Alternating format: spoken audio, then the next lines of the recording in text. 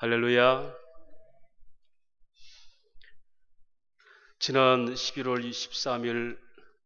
13일의 금요일 전 세계가 경악하는 테러 사건이 파리에서 있었죠. 많은 사람들이 죽고 또 여기저기 동시적으로 테러가 일어나서 세상의 공포에 젖었던 그런 시간들 여전히 기억들로 남아 있습니다. 그런데 그 14일 날 그 다음 날 그런 인질극이 일어났던 극장 앞에 어떤 한 사람이 자기 차에다가 미니 피아노를 싣고 와서 그 슬프고 당황하는 사람들 앞에서 연주를 했다고 그러죠.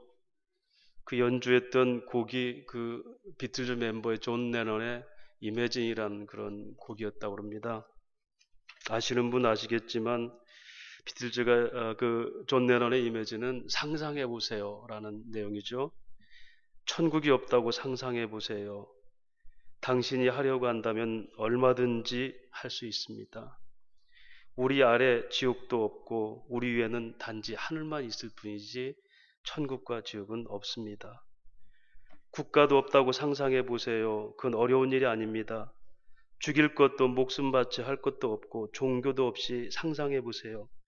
모든 사람들이 평화롭게 사는 것을 상상해 보세요. 세상은 하나가 되어 살 겁니다. 소유하는 게 없다고 상상해 보세요. 우린 더 이상 탐욕스럽거나 굶주릴 필요가 없어요. 인류의 형제에만 있다면. 상상해 보세요. 모든 사람들이 온 세상에 함께하는 것을요. 반드시 세상을 하나 되어 살 거예요. 종교도 없고 천국과 지옥 없이도 우리는 하나 되어 살 수 있습니다. 상상해 보세요. 그렇죠. 그리고 얼마 전에 지난 10월 달에 미국을 방문했던 그 교황이 그 당시도 이제 여기저기서 테러가 일어났을 때 그 테러에 대해서 이제 그 사단의 일들이다라고 선포했고 테러에 대해서 염려하는 교황의 그런 연설을 듣고 오바마 대통령이 그런 또 연설을 했죠. 이런 갈등과 이 범민들을 없애기 위해서 종교를 통합하자. 이 종교가 옳다 저 종교가 옳다 얘기하지 말고 하나 종교로 묶어버리자. 특별히 기독교의 편협성에 대해서 지적하면서 그런 얘기를 했습니다.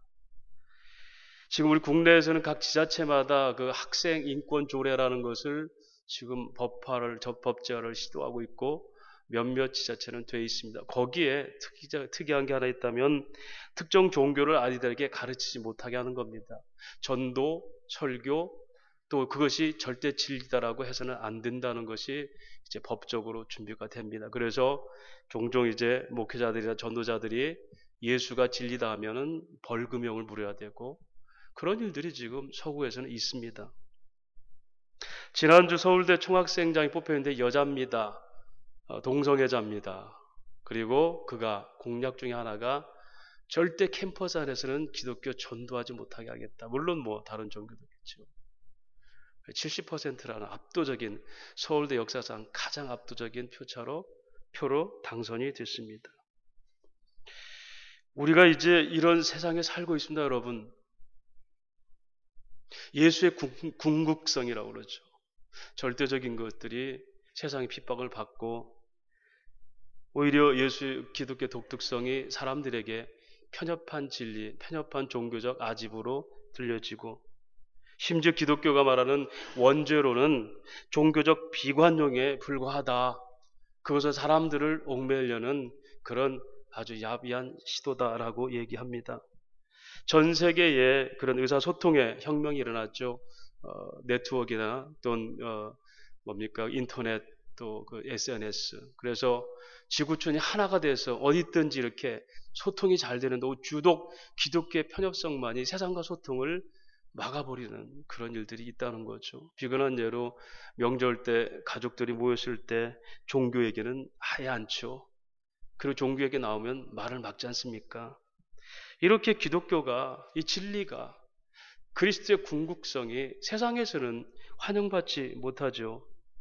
그럼에도 여전히 우리가 그분을 주장할 수 있을까요?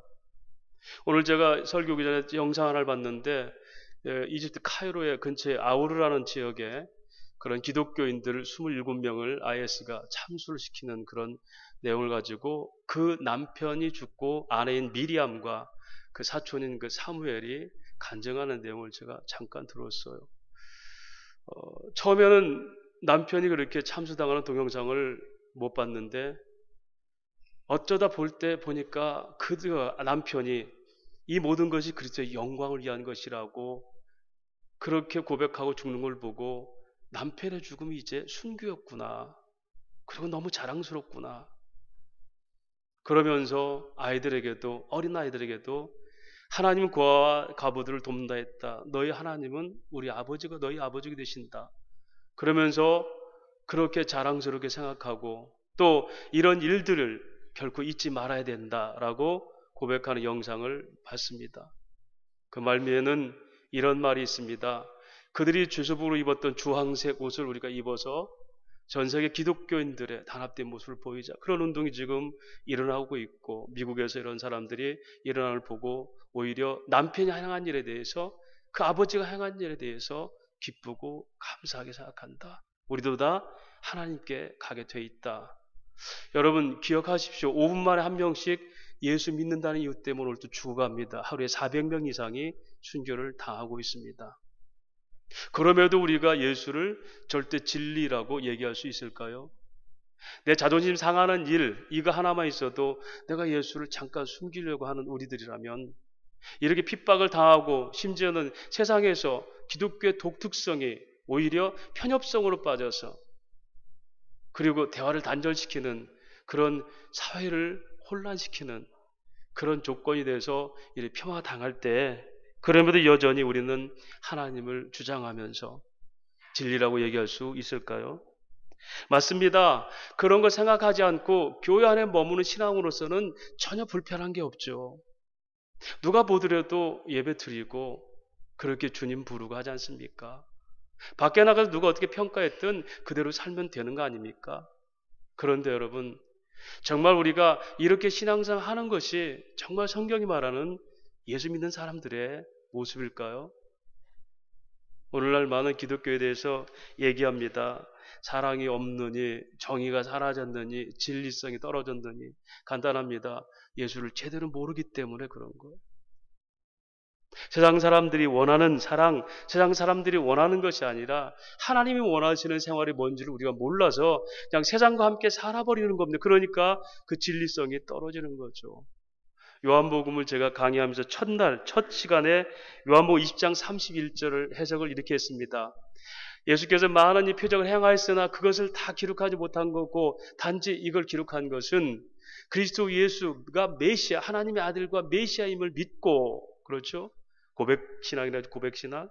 그 믿음이 너희의 생명을 얻게 하려 함이라. 그 믿음의 생명은 뭡니까? 열매가 있는 삶. 요한이 이 요한복음을 기록했을 때에 그 기록의 목적이 그거예요. 그렇지 예수가 그리스도시고 하나님의 아들이고 메시아인 걸 믿지. 그런데 그 믿음이 도대체 너에게 어떤 역할을 할 수 있는지 그걸 위해서 나는 이 성경을 기록했다. 지난주에 제가 아주 그 발칙한 말씀을 드렸죠. 여러분 교회는 떠나지 마시고 교회는 떠나지 마세요. 저도 보고 싶어서 안 되니까. 일주일만 교회는 떠나지 마시고 일주일만 내가 그동안 익숙하게 고백하고 말로 표현하고 했던 것들 생각하고 있던 걸 다 한번 내려놓아 보라고. 예수, 천국, 진리 이런 것들 아주 익숙한 것들을 다 포기하고 일주일만 살아보라고. 그래도 여러분 마음에 평안이 있고 전혀 사는데 지장이 없다면 지금 예수 믿는 게 아니라고요. 단 한순간도 우리가 그만큼 고백했던 얘기들이잖아요. 전능하사 천지를 창조하신 하나님 아버지를 믿습니다. 이 하나만 포기하고 하루를 살아보세요. 그래도 별 지장 없으면 이 고백이 아무것도 아닌 거예요. 이게 요한복음을 기록한 기록 목적이라고 요한 사도는 그렇게 행하고 있습니다. 제가 지금 1절, 2절을 제대로 못 넘어가고 있어요. 그냥 들어가서 넘어갈 수 있는 게 아니고 곱 씹어봐야 되겠다. 순서를 넘어가는 게 중요한 게 아니고 이 의미에 뭐가 달려있지? 그래서 지난주는 이렇게 예수께서 말씀드려서 이 땅에 오신 것을 말씀 운동이다, 로고스 운동이다 그랬죠. 이 말씀 운동은 바로 하나님의 말씀이 예수를 통해서 비춰진 것. 십자가는 뭐라고 그랬습니까? 위대합니까? 아니라고 그랬죠. 사모하는 거라고 그랬잖아요. 십자가는 죽은 형틀이에요. 아주 혐오스러운 거예요, 십자가는. 그런데 그 십자가에 예수를 매달은 하나님의 마음을 알아야지 그것이 사모하게 되는 거죠. 이것이 말씀 운동. 그래서 사도행전 19장의 에베소 교회가 이와 같이 주의 말씀이 힘이 있어 그랬죠. 카타 로곤 크레토스 큐리오스 로고스.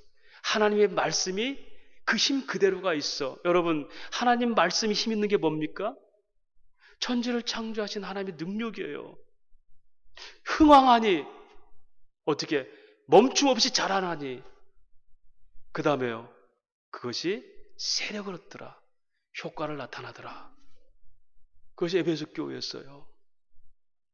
오늘 하나님 말씀의 능력들이 우리에게 어떻게 나타나야 되는가? 이것이 우리가 성경을 묵상하고 예배하는 그 목적이죠. 그런 의미에서 예루살렘은 떠나지 마라. 이건 뭡니까? 여러분, 하나님 말씀을 듣는 자리를 사모하세요. 믿음은 들음에서 나잖아요. 그 들은 말씀으로 나잖아요. 그리스도 말씀으로. 그래서 훈련들을 잘 받으십시오 그랬어요. 그 다음에 약속한 것, 그 약속이 뭐죠? 성령이 오셔서 성령 세례를 주리라. 우리 이미 2000년 전에 성령이 오셔서 우리 안에 계시잖아요. 또 너희가 세례를 받으러 어떻게 하나님과 하나 되는. 그래서 교회 안에 늘 훈련을 게을리하지 마십시오. 시간마다 거기 맞는 신앙생활 훈련에 참여하십시오. 저부터라도 일주일에 한 번만 예배드려도 된다면 저부터라도 힘들어서 싫어요. 한 번만 하겠어요. 저부터도. 그래서 하나님의 사랑과 지식은 떨어뜨릴 리가 없습니다. 아는 만큼 사랑하게 돼 있고 하나님은 아는 만큼 누리게 돼 있고 풍성한 것이 신앙생활의 원리입니다.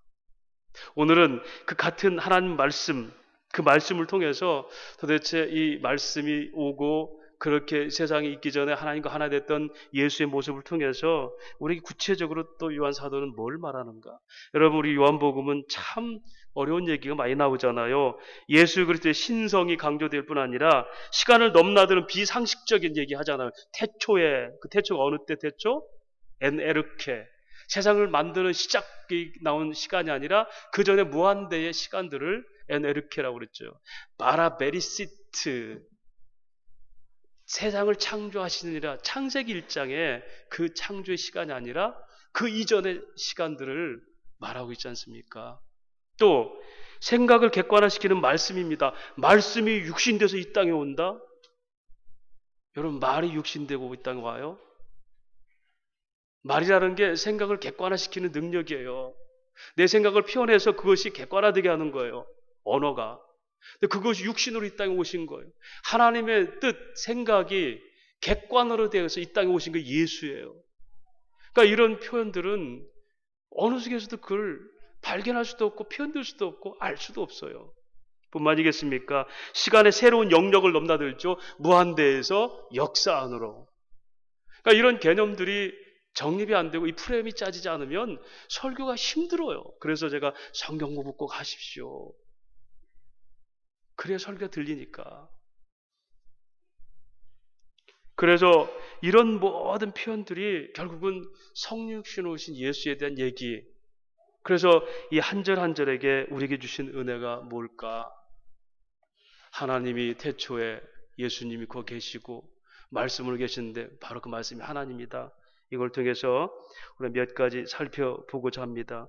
먼저는 예수 그리스도는 하나님과 마찬가지로 영원하시다라는 뜻이에요. 엔에르케라는 말 설명드렸죠. 시간이 시작되기 전에 이전의 시간, 역사가 펼쳐지기 이전의 시간을 엔에르케라고 그래요. 그러면 시간 이전에, 즉 창조 이전에 그 말씀이 계셨다라는 건 뭡니까? 그 말씀인 예수가 영원한 존재라는 거예요. 영원한 존재. 여러분, 사람들이 예수를 4대 성인 중에 하나라고 얘기하고 심지어는 예수의 신성을 부인하는 사람들이 있죠. 그렇게 믿고 싶은 거지. 왜? 하나님이신 분이 어떻게 인간으로 오실 수가 없으니까요. 인간의 생각으로는. 그래서 이 영원성이 포기되는 겁니다. 그래서 사람이 종교, 뭐죠? 인간의 한계에 달았을 때 뭔가를 숭배함으로 자기를 의존해버리고 자기가 원하는 신을 불러내는 이런 식의 종교적 관점에는 하나님이 이 땅에 하나님으로서 아들 인간으로 오셨던 이 사건은 이해할 수가 없는 거예요. 그 요한은 바로 발칙하게 그 얘기합니다. 태초에 이 하나님은 영원하신 분이 예수님이 영원하신 분. 스승 중에 하나가 아니라 힘과 능력과 권력을 주시는 그런 하나님이 하나가 아니라 바로 그 영원한 하나님, 그 존재, 이걸 영원한 하나님이라 의미는 바로 그 구약의 역사에 있었던 역사의 모든 축이 바로 누구다? 예수다. 이렇게 얘기해요. 다시 말하면 인류 역사가 펼쳐지고 역사가 시작되면 끝까지 누구다? 예수의 얘기다. 요한복음 5장 39절에 너희가 성경에 이르기를 영생이 있다나 그것은 곧 나에 관한 얘기니. 구약도 신약도 다 예수 얘기예요. 그래서 예수님은 우리가 만들어놓고 에릭 프로이 말한 것처럼 스펙트럼 내 안에 있는 신을 한번 만들어놓고 탁 비춰서 벽에 비춰서 신이 있다라고 쫓아가는 그런 자기 망상에서 나온 신이 아니라 영원한 역사 속에 있었던 바로 하나님이시 누구다? 예수다. 사람들이 고안해내고 사람들이 만든 신이 아니다. 이거를 에르케 태초에라고 설명을 합니다. 그런데 여러분, 철학의 질문들이 늘 있습니다. 철학의 질문은 근본적 질문이 뭔지 압니까? 무가 없다는 거예요. 없을 무자가 없다는 거예요. 진화론 볼까요? 뭔가 있었기 때문에 그것이 종의 변화 아닙니까? 진화. 철학이 아무리 근원을 밝히려 해도 무가 없다는 사실이 이게 원통한 거예요. 뭐가 있어야 돼요. 여러분, 세상에 어떤 종교든지 학문이든지 철학을 얘기할까요? 그리스도 고대 철학 넘어가 볼까요? 아르케라고 그러죠. 아르케. 인류의 기원이 뭔가, 우주의 기원이 뭔가, 불이다, 물이다. 자연 철학이잖아요. 그 어느 것도, 어느 경전도, 어느 학문서도 무가 없음, 세상의 기원에 무가 없음, 뭔가 있었기 때문에 시작되는 이 질문에 대해서 답을 못 되는데 성경만 얘기하죠. 태초에 언제, 시간이 있기 전에, 우주가 있기 전에 누가 말씀으로 하나님이 계셨다. 할렐루야. 이게 영혼이에요. 거기서부터 시작되는 겁니다. 아, 유가 있었구나. 유가 누구죠? 세상을 만들기 전에 하나님이 로고스로 계셨다. 태초에. 그래서 여러분, 근본을 안다는 것은 참 담대해지는 겁니다. 제가 요즘 기도가 그렇습니다. 하나님, 제 동공이 흔들리지 않게 해달라고. 최근에 우리 이제 계획주도 하면서 교수님들 만나고 이렇게 여러 좀 나름대로 이렇게 그런 책의 가치문들을 만나면서 한 번씩 얘기하면서 저도 동공이 흔들릴 때가 있고 상대편도 동공이 흔들릴 때가 있더라고요. 왜? 자신이 없으니까. 하나님, 제 동공이 흔들리지 않는 진리의 명분 갖고 살게 해달라고. 하나님이 그렇게 조잡해서 만들어진 분이 아니라 영원 속에 계시고 거기서부터 출발한 것. 이것이 바로 태초에라는 의미입니다. 그래서 그 말씀이 바로 하나님이시고 그분이 바로 하나님이시다. 이렇게 설명을 하고 있습니다. 말씀드린 것처럼 이것은 전 역사를 통해서 예수가 하나님으로부터 하나님으로 계셨다는 얘기죠. 두 번째로는 이 말씀이 하나님과 함께 계셨음에 예수 그리스도는 영원히 하나님과 함께 계신 분이다. 시간 속의 영혼뿐이 아니라 하나님과 같은 분이다. 여기서 프로스, 호 로고스 덴 프로스 데몬이라는 단어예요. 이 프로스라는 단어가 헬라의 기법에는 몇 가지의 전치사들이 들어가 있는데요. 엔, 에크, 프로스 이런 단어가 써요. 그런데 엔, 에크 같은 경우는 상황에 따라서 어떤 주제에 쓰이냐에 따라서 그게 함께 있다가 곁에 있다라고 돼요. 프로스도 사실은 곁에 있다라고 해석을 할 수가 있어요. 근데 우리 한국 표현이나 영어로도 이걸 잘 표현을 못해요. in, 뭐뭐 안에라는 뜻이거든요. 근데 여러분 보세요.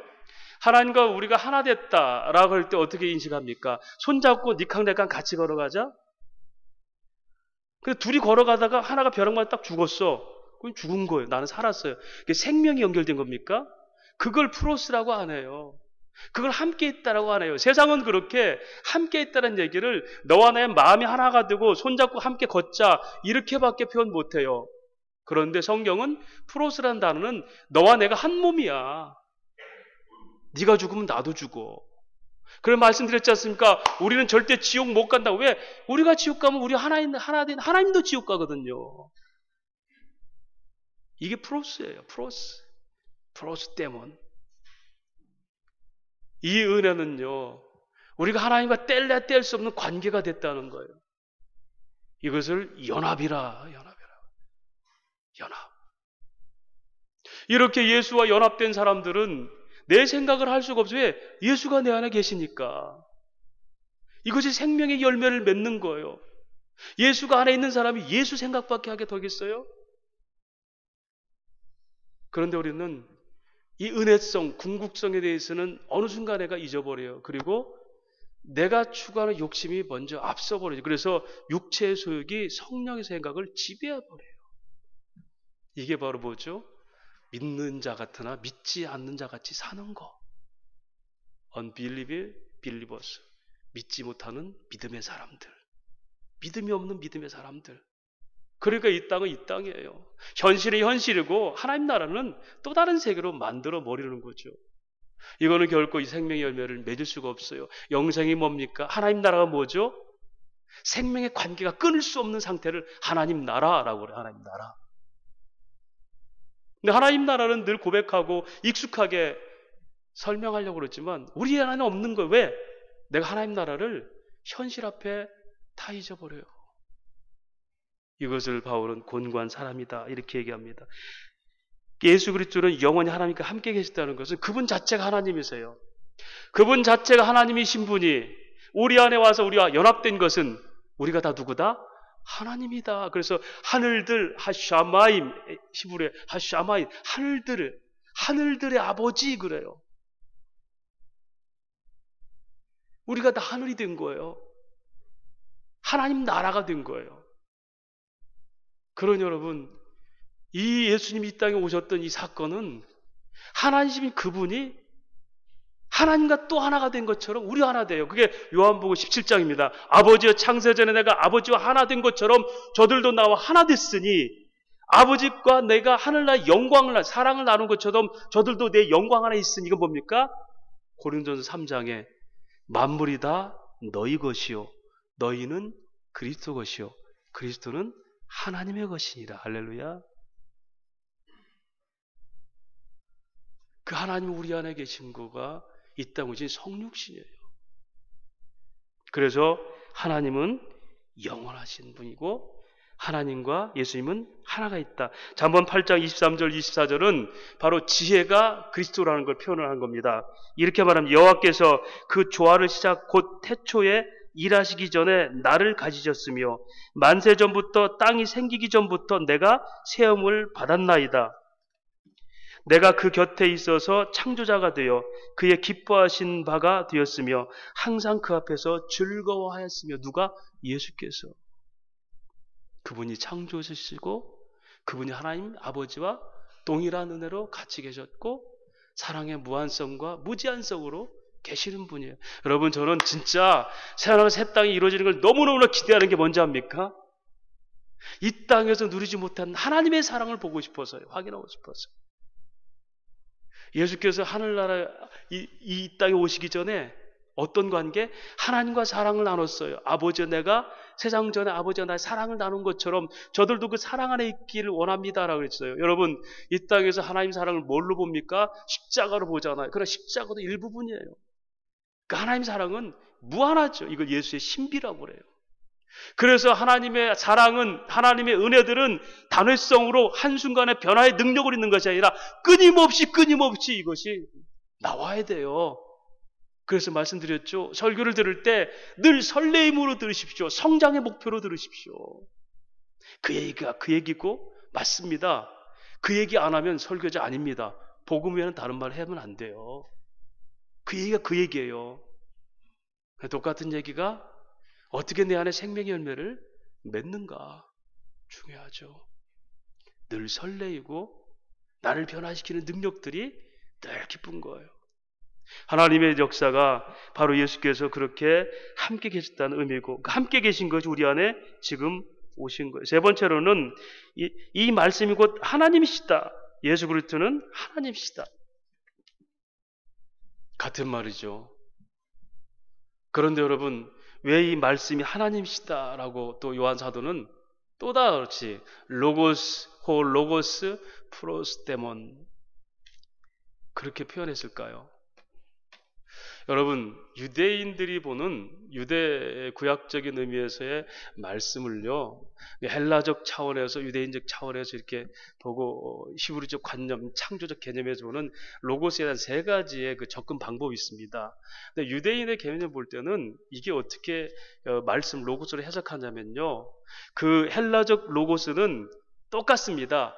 기원을 얘기해요. 이 존재의 기원. 그래서 로고스가 지혜입니다. 필로소피 할 때 철학, 지혜를 사랑하다는 얘기거든요. 그러니까 철학자들도 이 지혜의 근원, 소위 말하는 형이사학적 이데아의 세계를 알 수 있게 하는 하나의 능력, 끈앞풀이 이 인간의 인식 속에 있는데 그걸 로고스라고 그래요. 로고스를 인식할 수 있는 능력, 이걸 인식론이거든요. 철학이.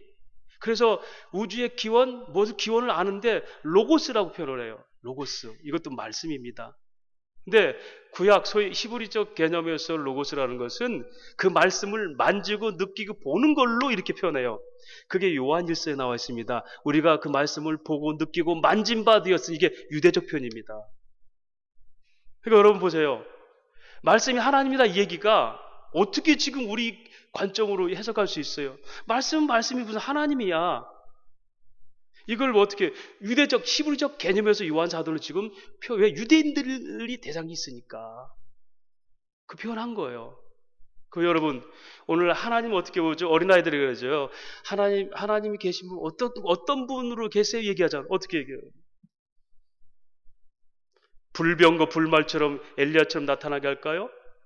어떻게 보여요? 어떻게 하나님 계신 거 어떻게 우리가 느낄 수 있고 만지고 봅니까? 그래, 교회 십자가 탑을 써놓고 멋있게 십자가 걸어놓고 거기에 읊조리게 하는 거잖아요. 눈에 보이는. 그런데 유대인 개념이 그건 아니에요. 그래서 그들은 말씀을 미간에도 붙이고 흉배도 붙이고 했던 게 뭐냐면 그 말씀을 보고 만진다는 개념을 갖고 있어요.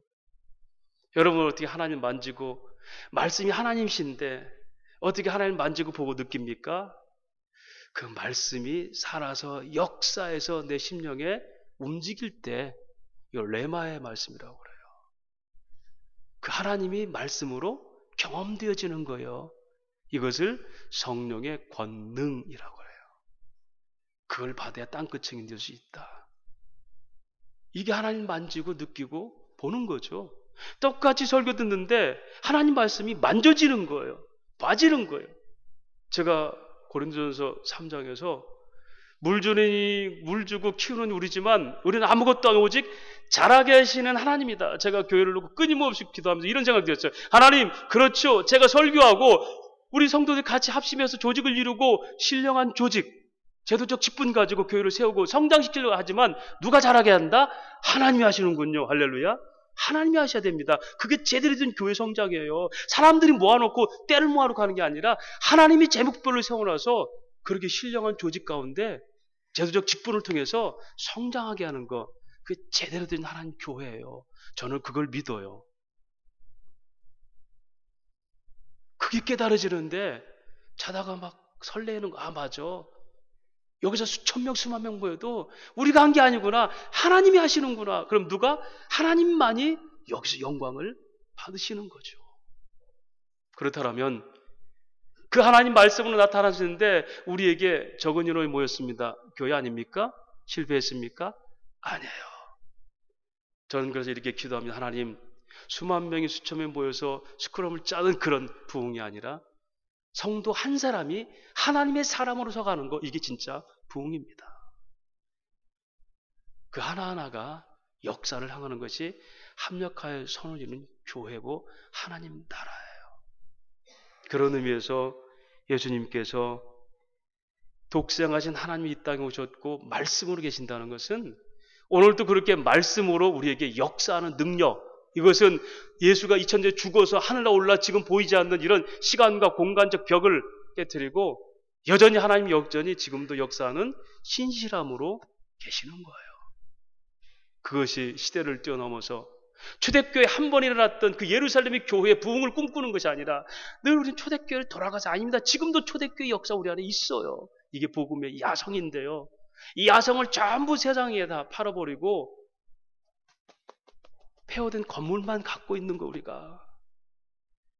하나님 세상이 감당할 수 없는 말씀의 능력들, 이것이 예수님이 말씀이고 하나님과 함께 계셨고 그 말씀이 하나님이라는 요한사도의 표현에서 나타나 있는 겁니다.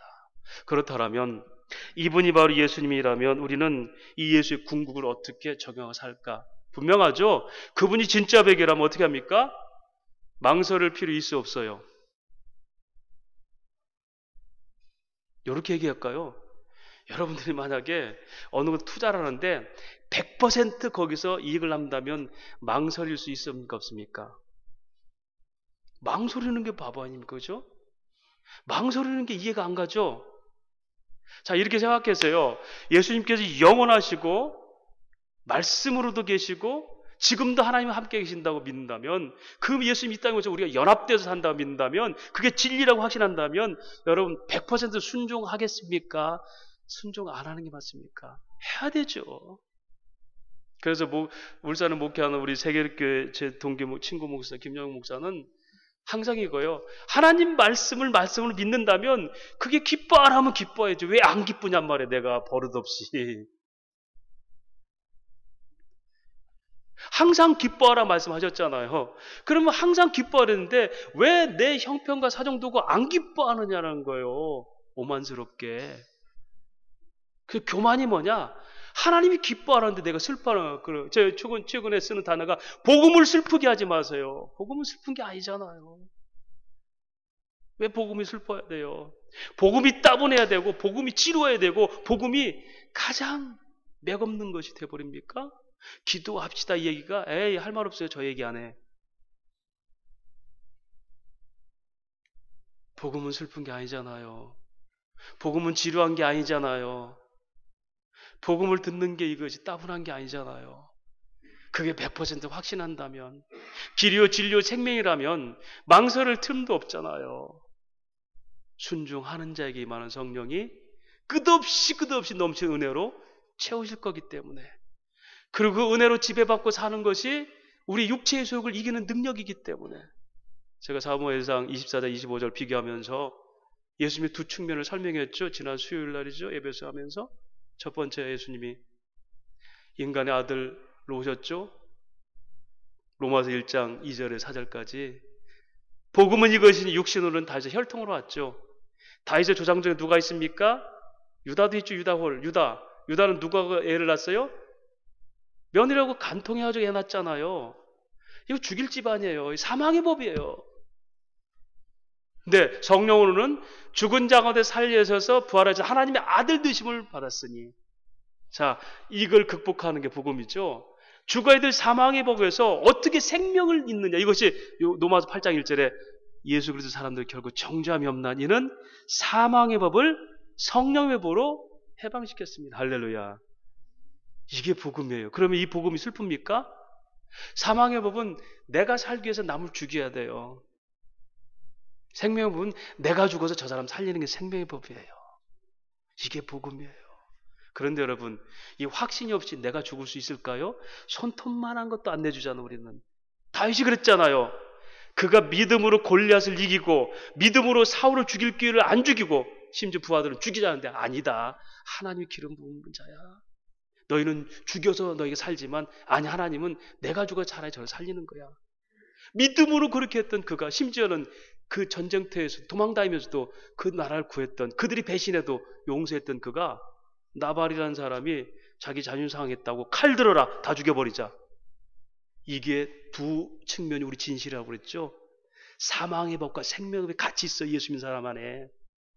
그래서 이 생명의 법인 은혜가 나를 지배할 때 이 사망의 법을 이길 수, 이것이 성령을 쫓아 행하라 그러면 육체의 소욕을 이루지 아니하리니. 이게 복음을 아는 사람이에요. 다시 말씀드립니다. 우리가 하나님의 은혜, 그 사랑이, 그 진실이, 진리가 믿어질수록 우린 먼저 주저할 필요 없습니다. 행하면 됩니다. 어디까지? 유대인들은 자기가 살려고 예수를 죽여버렸잖아요. 예수는 그들을 살리려고 당신이 죽으셨잖아요. 이게 교회예요. 교회. 그래서 오늘 또 하나님 말씀이 힘이 있는 게 아니라 내가 바라는 하나님이 힘이 있어 주길 바라는 그 믿음은 열매를 맺을 수 없는 거고, 교회는 더 이상 세상에 대해서 보여줄 게 없습니다. 예수가 진리고 영원하시고 하나님이시고 그분이 육신 가운데 오셔서 우리 안에 함께 하시는 프로스테온, 하나님과 함께하는 사람이 됐다면 주저하지 마십시오. 순종하십시오. 의심하지 마십시오. 좌우로 치우치지 마십시오. 결코 우리가 가는 길은 후회가 없는 능력의 길입니다. 이것이 고린도서 15장이 말합니다. 사망아 너희 쏘는 것이 아니라 사망이 이기는 것이 무엇이냐. 사망이 쏘는 것은 율법은 권능은 죄의 권능 율법이다. 그런데 우리 주 예수 그리스도를 말미암아 이김 주시는 하나님을 찬양하니 그러므로 형제들아 너희가 이제 주의 일에 더욱 힘쓰는 자들아 너희 수고가 세상에서 결코 헛되지 아니함이니라. 할렐루야. 이 진리가 있다면, 하나님이신 바로 예수 우리 안에 있다고 믿는다면, 세상 만들기 전에 바로 하나님 말씀으로 계신 그 말씀이 육신대 이 땅에 오셔서 그 사랑으로 나를 붙드셔서 사망에서 생명을 옮긴 이 진리의 변화가 확실하다면, 여러분 뭐 주일 지킬까 안 지킬까, 이거 헌금해야 돼 안 해야 돼요, 이런 유치한 것 갖고 고민하지 않아요. 어떻게 하면 하나님 내가 더 제대로 더 동공이 흔들지 않게 똑바른 길을 가며 어떻게 하면 내게 남은 육체라도 하나님께 드릴까요? 이 컨디션 따라서 하는 것이 아니라 지금이 하나님 섬길 수 있는 가장 최적의 기회입니다. 하나님, 비록 내 병든 몸일지라도 남들이 어떻게 평가할지라도 나는 여전히 이 길을 갑니다.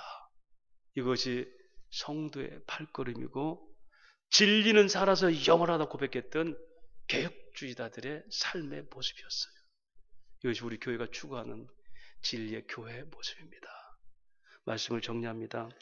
김용건 씨라고 아시죠? 탤런트. 그럼 별로 잘 모르죠? 하정우 아버지. 하정우를 잘 별로 안 좋아하는 분이, 젊은 사람들은 하정우를 굉장히 좋아하고 우리 주영이의 평생 꿈은 하정우하고 사귀는 건데 꿈도 야무져서. 근데 얼마 전에, 며칠 전에 김용건 씨가 자기 SNS 자기 계좌를 열었어요. 그런데 하루 만에 3,000명의 며느리감들이 인사를 한 거예요. 시아버지네? 시아버지 안녕하십니까? 전부 아버지예요. 여러분, 그래가지고 3,000명의 며느리가 하루 안에 들어온 거예요. 우리 주영이는 아직 거기에 잘 몰라서 외국에서 그렇겠지만, 여러분 3,000명이겠습니까? 누가 좋으니까? 하정우가 좋으니까 아버지 김용건에게 시아버지라고 그래요. 시아버지. 우리 아버님 건강 조심하세요. 숨겨진 며느리 또 있을 거예요. 우리 주영이도 거기 들고 싶어서, 혹시나 제가 우리 하정우하고 우리 사이 맞고 이러면 사인 받아줄게요. 그것뿐이겠습니까? 결혼한 사람도 내가 하정우하고 결혼할 수 있다면 지금 남편? 모든 걸 거는 거예요. 누가 좋으면? 상대가 좋으면. 그리스도 안에서 하나님을 찬양하는 것이 성도의 삶입니다. 그리스도 안에 발견된 진리가 나를 황홀하게 할 때 하나님께 찬양 돌리는 것이, 이게 성경을 택하신 목적이라고 그래요. 주님 좋으면 보이는 게 없어요. 영원하시고 진리이시라고, 후회가 없는 선택이었다고. 아닙니다. 하나님 나에게 선택하신 거죠. 그 은혜가 넘친다면 우리는 망설일 이유가 없습니다. 내가 죽어 주님이 높아진다면 이게 순교죠. 그 믿음이 진리를 믿는 성도고, 요한은 바로 그걸 얘기해요. 예수님이 그리스도인 걸 메시아인 걸 믿을 뿐 아니라 그 믿음이 생명의 열매를 맺게 함이라. 예수님처럼. 그런 진리의 교회, 진리의 성도, 망설임이 없이 동공이 흔들리지 않고 명부 있는 삶을 살아가고 후회하지 않는 한 걸음 한 걸음 살아가고, 환경이 컨디션이 나를 막 가로막는 것이 아니라 그 사랑에 붙들림 받아서 내 삶을 온전히 드릴 수 있는, 그 황홀함에 살아갈 수 있는 복음의 사람들, 복음의 야성과 말씀의 힘이 살아있는 성도와 교회가 되시길 주의 이름으로 축원합니다.